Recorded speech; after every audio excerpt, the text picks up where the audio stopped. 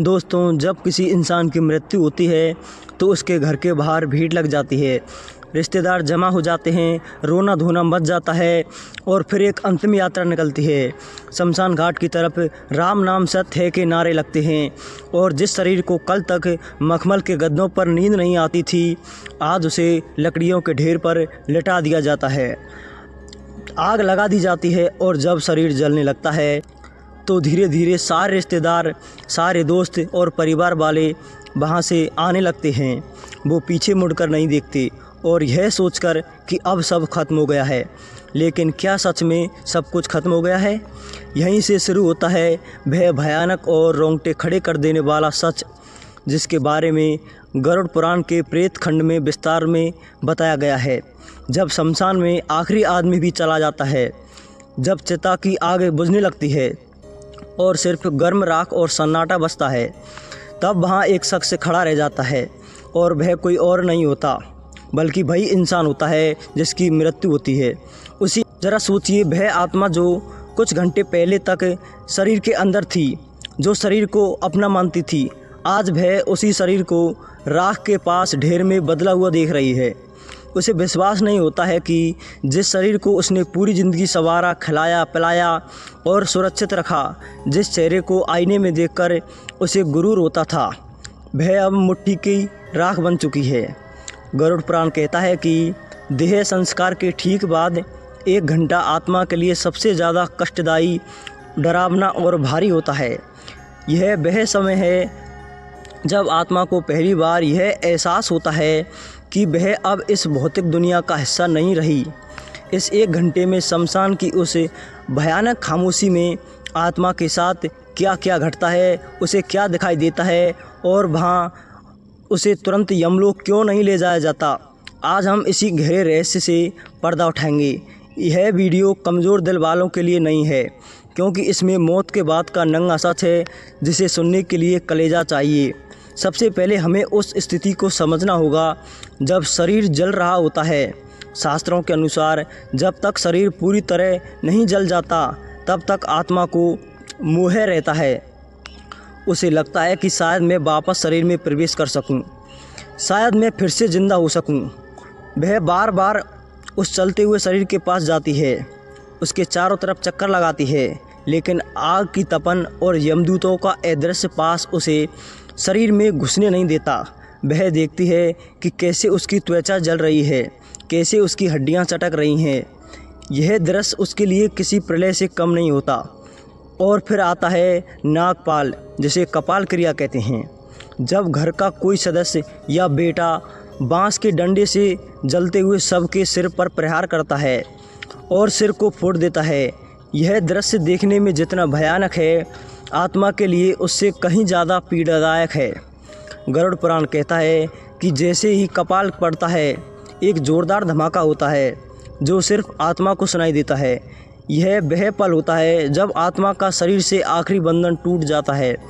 उसे समझ आ जाता है कि अब वापसी का कोई रास्ता नहीं बचा, यह दरवाज़ा हमेशा के लिए बंद हो चुका है। लेकिन असली कहानी तो उसके बाद शुरू होती है। जब कपाल क्रिया हो जाती है और शरीर जलकर खाक हो जाता है, तब नियम के अनुसार घर वाले और रिश्तेदार वहाँ से लौटने लगते हैं।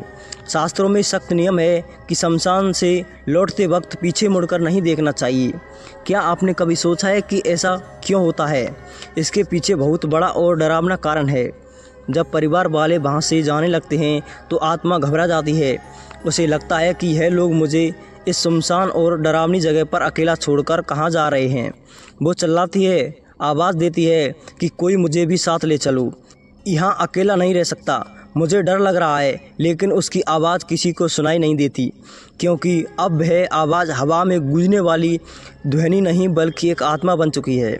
वह आत्मा दौड़ती है, अपने बेटे को पकड़ने की कोशिश करती है, अपनी पत्नी पति को आवाज़ देती है, उनके कपड़ों को पकड़ने की कोशिश करती है, लेकिन उसका हाथ उनके शरीर के आर पार निकल जाता है।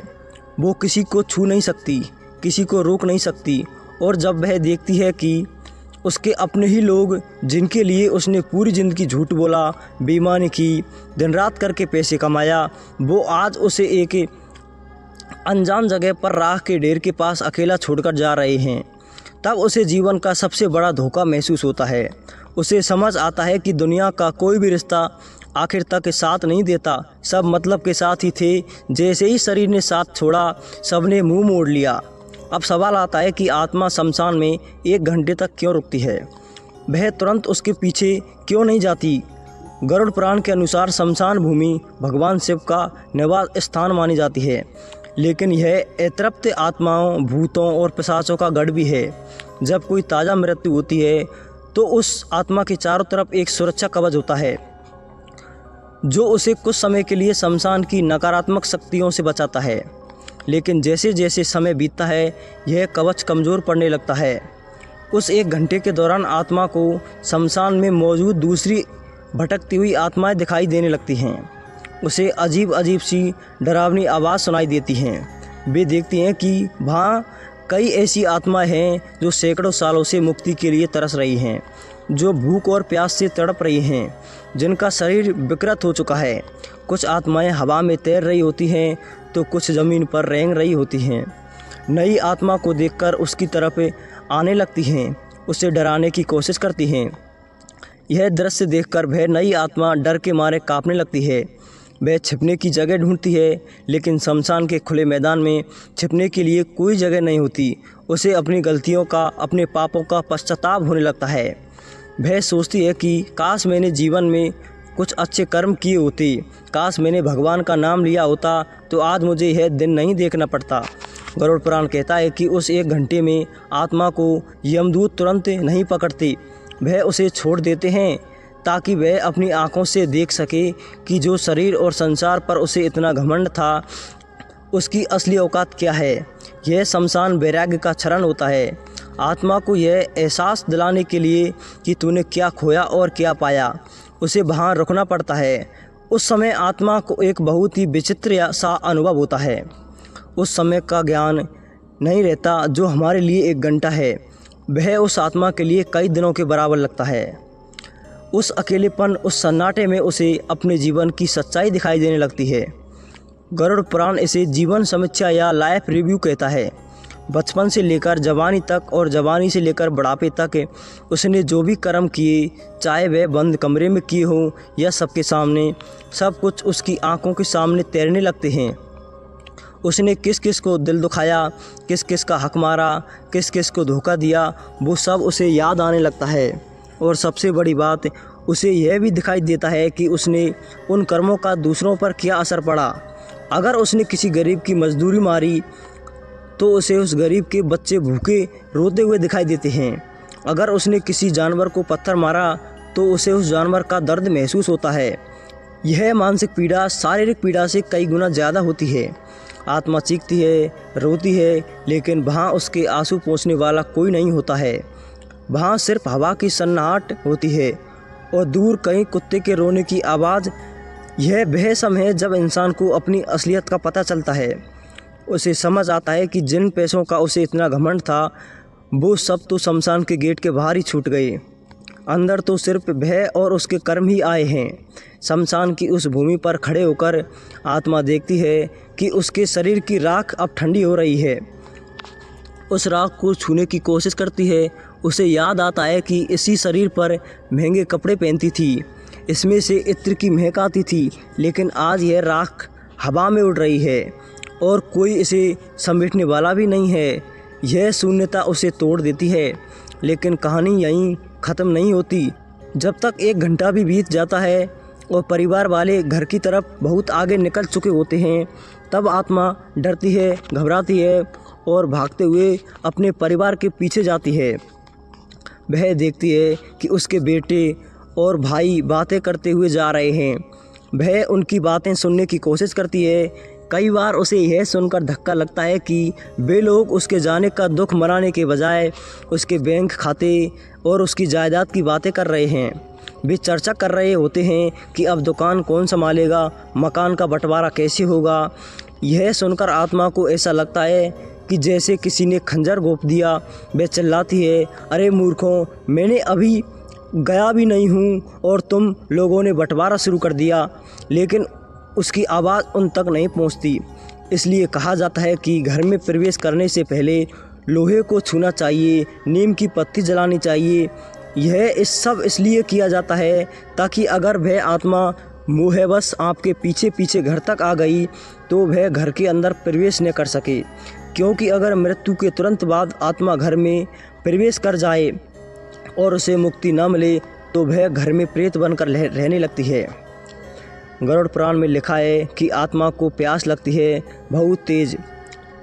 प्यास देह संस्कार की गर्मी से उसका सूक्ष्म शरीर जल रहा होता है।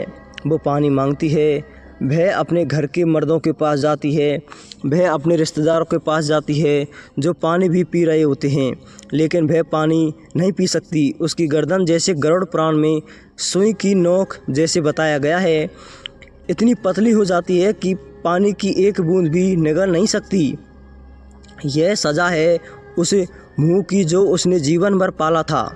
उसे भूख लगती है, वह अपने घर की रसोई में जाती है जहाँ उसका मनपसंद खाना बनता था, लेकिन वह उसे खा नहीं सकती। वो सिर्फ उसकी खुशबू ले सकती है। यह बेबसी उसे तोड़ कर रख देती है। उस 1 घंटे के बाद जब आत्मा अपने घर पहुँचती है तो वह वहाँ का नज़ारा देखती है। वह देखती है कि लोग उसकी फ़ोटो पर माला चढ़ा रहे हैं, कुछ लोग उसके जाने का दुख मना रहे हैं तो कुछ लोग उसकी संपत्ति, उसके पैसे और बंटवारे की बातें कर रहे हैं। यह देखकर आत्मा को गहरा आघात लगता है। उसे समझ आता है कि मेरे जाने के बाद भी दुनिया वैसी ही चल रही है, किसी के रुकने से कुछ नहीं रुकता। जिन पैसों के लिए उसने भाई से लड़ाई की, जिन गहनों के लिए उसने दूसरों का दिल दुखाया, आज वह सब यहीं धरे रह गए और वह खाली हाथ नंगा बेबस होकर खड़ा है।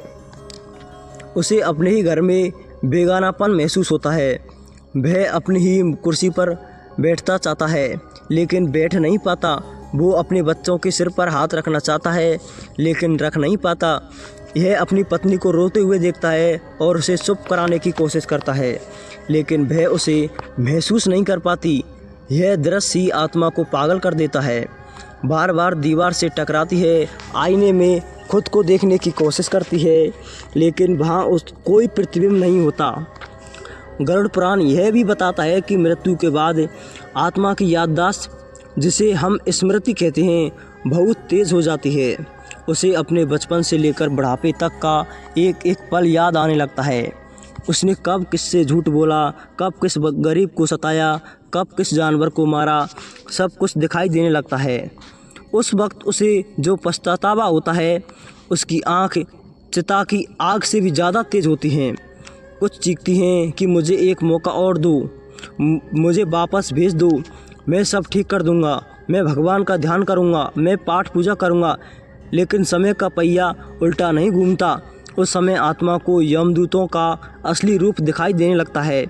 जो यमदूत पहले उसे सिर्फ परछाई जैसे लग रहे थे, अब स्पष्ट होने लगते हैं। पापी आत्मा के लिए उनका रूप अत्यंत भयानक होता है। उनकी आंखें लाल अंगारों जैसी होती हैं, बाल बिखरे हुए होते हैं, दांत बाहर निकले होते हैं और हाथ में काला पासा होता है।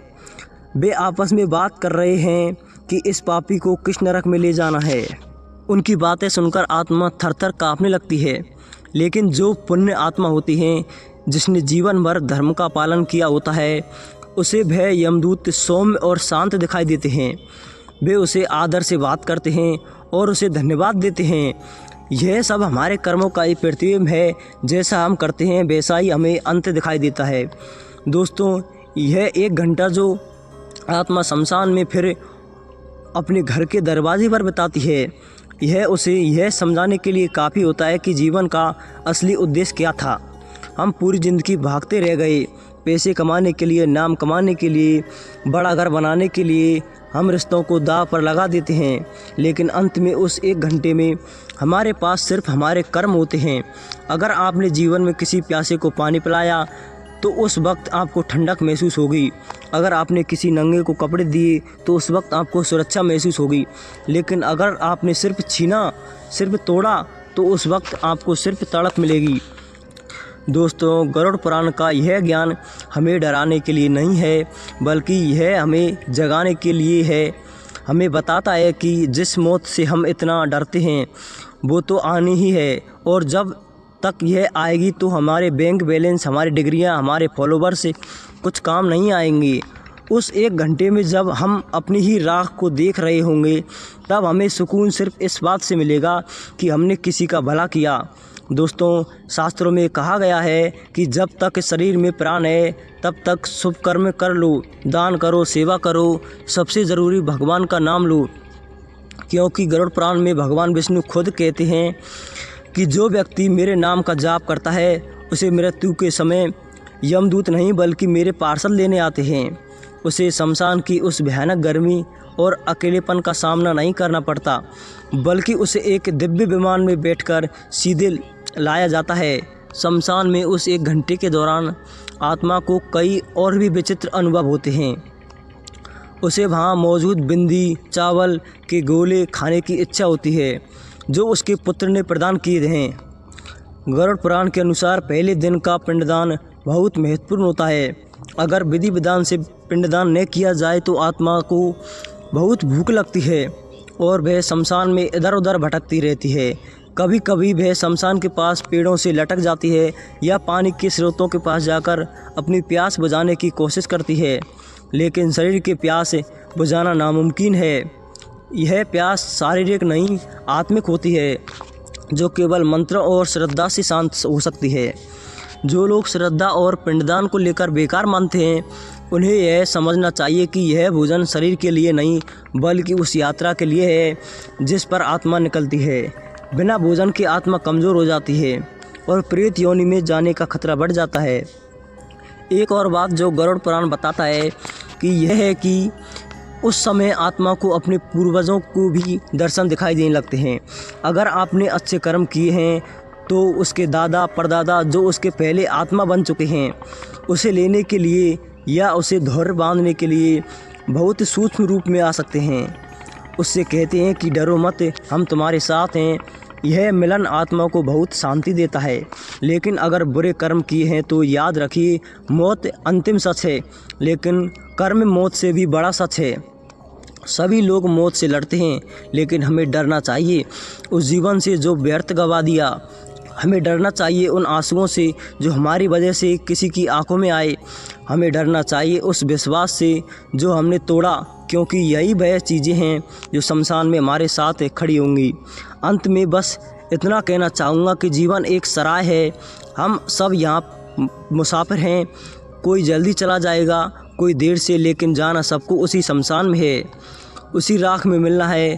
तो क्यों ना हम इस सफ़र को इतना खूबसूरत बनाएं कि जब हम जाएं तो लोग हमारे लिए रोए ना कि हमारी बुराई करें। क्यों ना हम इतने पुण्य कमा लें जब हम शमशान में अकेले खड़े हों तो हमें डर ना लगे, बल्कि एक खुशी होगी मैंने अपना जीवन सही तरीके से जिया। और जब यमदूत आए तो हम मुस्कुराते हुए उनके साथ चले जाएं एक नई और बेहद यात्रा की ओर। इस वीडियो को देखने के बाद शायद आपके मन में कोई और सवाल खड़े होंगे, शायद आपको डर भी लगा होगा, लेकिन यह डर अच्छा है अगर यह आपको गलत काम करने से रोकता है। यह एक राक्षस है जो आपके पतन के रास्ते पर जाने से बचाता है। तो दोस्तों, इस ज्ञान को अपने तक सीमित मत रखिए, इसे फैलाइए, क्योंकि ज्ञान बांटने से बढ़ता है। अगले वीडियो में हम बात करेंगे एक और ऐसे ही रहस्य के बारे में जो आपकी सोच को हिलाकर रख देगा। तब तक के लिए अपने कर्मों पर ध्यान दीजिए। धन्यवाद।